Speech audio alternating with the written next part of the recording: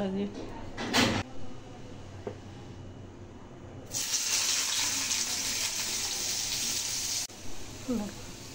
তেল পটকাটা এটা দিয়ে দিলাম, মাছের তেল পটকা এটা, ঠিক আছে। এর মধ্যে পরিমাণ মতো লবণ দিয়ে দিলাম, লঙ্কার গুঁড়ো দিয়ে দিলাম, আর হলদি দিয়ে দিলাম।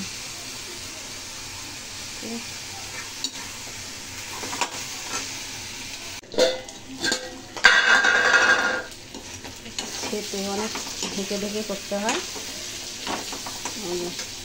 আমি লাল লঙ্কার গুঁড়ো দিলে হয়তো রঙটা হতো, আমি দেইনি, ঠিক আছে। আমি একটুখানি এর মধ্যে গরম মশলা দিচ্ছি হালকা, মাছের জিনিস তো, আর একটু জিরার গুঁড়ো দিচ্ছি, ভালো লাগে সেটা, ব্যাস আর কিছু পড়বে না।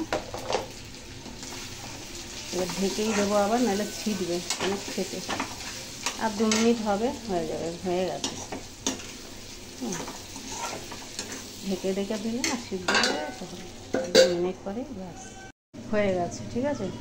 যদি আপনাদের রেসিপিটি ভালো লাগে তাহলে লাইক কমেন্ট শেয়ার করবেন, ভুলবেন না। ভালো থাকবেন, সুস্থ থাকবেন, ঠিক আছে। টাটা।